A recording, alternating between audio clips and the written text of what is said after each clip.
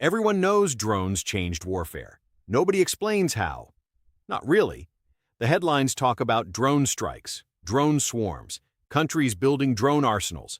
The word drone gets attached to every major conflict of the last decade as if its presence alone explains something. It doesn't. The drone didn't change warfare because it's a flying bomb. It changed warfare because it broke three assumptions that every military doctrine for the last 100 years was built around. Once you understand those three assumptions and why drones destroyed them, every conflict you read about from this point forward makes a different kind of sense. Let's get into it. The first assumption drones broke is the cost of seeing. For most of military history, knowing where your enemy was required putting a human being in a dangerous place. A scout, a reconnaissance aircraft, a spy, someone who physically went to look and came back, if they came back, with information that was already hours old by the time commanders could act on it. This created a fundamental information problem. You could know where the enemy was 6 hours ago. You could never know where they were right now. Entire doctrines were built around that uncertainty. Defensive lines, prepared positions, the assumption that if you couldn't see it, neither could your enemy. The fog of war was a constant, something every military planned around because nobody could eliminate it. A $500 drone with a camera eliminates it, not partially. Not for well-funded militaries with satellite access, for anyone. A commercial drone costing less than a laptop can provide real-time overhead video to anyone with a tablet and a radio controller. The information that used to require a reconnaissance aircraft, a trained pilot, and millions of dollars per flight is now available to a militia with a credit card and an internet connection. The fog of war didn't thin out gradually. It collapsed. Think about what that means for a commander who spent his entire career learning to make decisions with incomplete information. His training assumed uncertainty.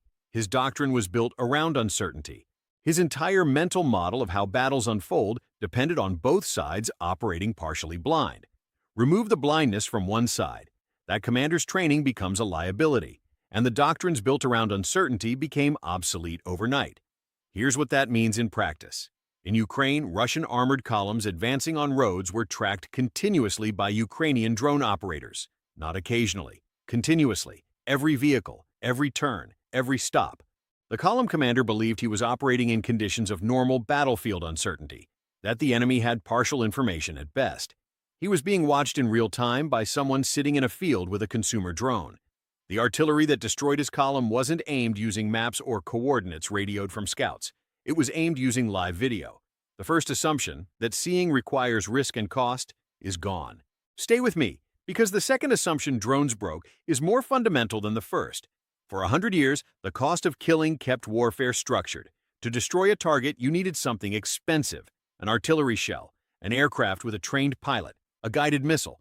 These things cost money, required training, required supply chains, required industrial capacity to produce at scale. That cost created a natural limit on how much destruction any force could deliver.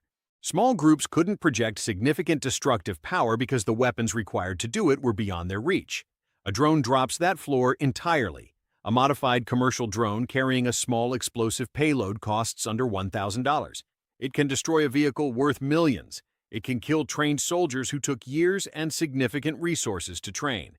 The return on that investment, from the attacker's perspective, is extraordinary, and the implications go beyond cost. When killing is cheap, the calculus of who can fight changes completely.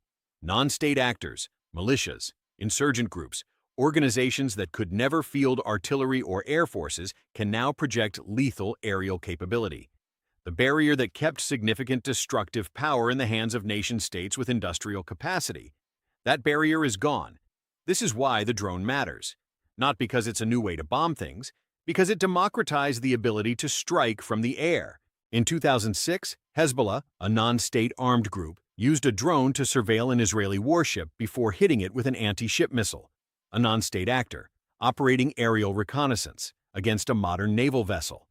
That had never happened before. It will happen constantly from now on. Stay with me, because the third broken assumption is the one that changes how armies have to fight, move, and survive on any modern battlefield. Armies have always had rear areas.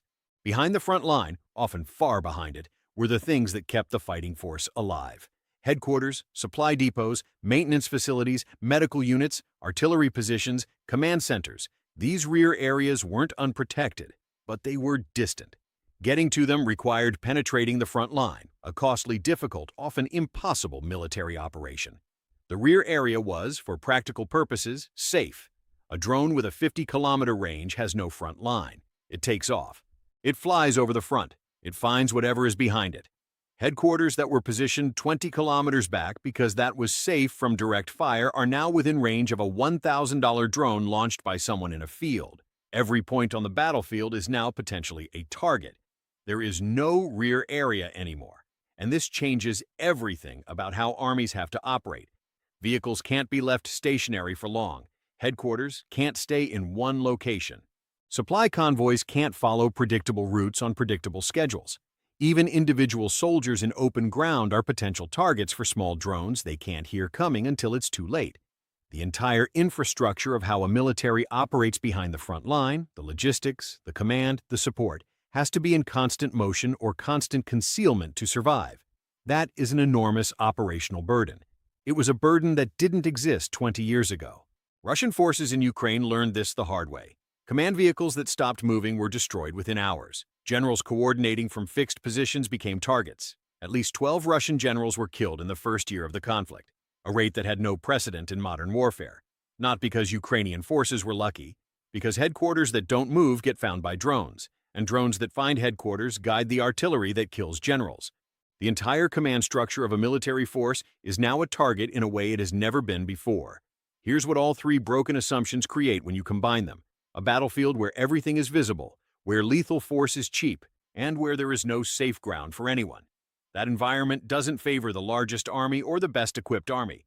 It favors the most adaptive army, the force that learns fastest how to use drones, how to counter drones, how to move without being tracked, how to hit without being seen, how to survive in an environment where the old rules no longer apply. Ukraine demonstrated this in real time. Ukrainian forces adapted to drone warfare faster than Russian forces, not because they had more resources, but because the speed of adaptation became the decisive variable. Small units experimenting with tactics, drone operators developing techniques through trial and error, solutions spreading horizontally across the force faster than any formal training program could deliver them. The military that was better at learning won the drone war within the larger conflict, not the military that started with more drones, the one that figured out how to use them and counter them faster. That speed of adaptation is itself a new military capability, not a weapon, not a system. The organizational ability to learn, distribute, and apply tactical lessons faster than the enemy. It's invisible on any capability comparison. It decided the outcome of the most significant land war in Europe since 1945. And here is what the next decade of warfare looks like if you understand what actually changed. Every military on Earth is now racing to solve the same problem. How do you operate in an environment where you're always visible, where cheap weapons can hit anything, and where there is no safe ground? The answers being developed right now will determine the outcome of the next major conflict before a single shot is fired. Drone jammers, anti-drone lasers, electronic warfare systems that blind drone operators, dispersal tactics that make concentrations of vehicles too risky, decentralized command structures that don't rely on fixed headquarters that can be targeted. All of these are responses to the same three broken assumptions, and all of them are being developed under urgency because the alternative, fighting the next war with doctrines built for the world that no longer exists, has already been demonstrated to be catastrophic. The drone didn't change warfare because it flies. It changed warfare because it made the battlefield transparent, made lethal force cheap, and erased the distinction between the front and the rear. Everything that comes after that, every tactic, every doctrine, every procurement decision in every military on Earth right now, is a response to those three changes. The militaries that understood this early are building differently. Smaller units, more autonomy, less dependence on fixed infrastructure, faster decision cycles, systems that can operate without constant communication links that drones can intercept or jam. The militaries still organized around the old rules are spending billions on systems designed for a battlefield that no longer exists. The gap between those two groups is already visible. Armies that disperse, headquarters that move constantly, command structures that don't depend on fixed nodes, units that make decisions without waiting for orders from above because the communication link might be jammed by the time the order arrives. These aren't futuristic concepts. They are the adaptations happening right now in militaries that understood what broke and are rebuilding around the new reality. The gap between those who adapted and those who didn't is the next major military vulnerability, and it's hiding in plain sight. Now you understand what everyone is actually responding to.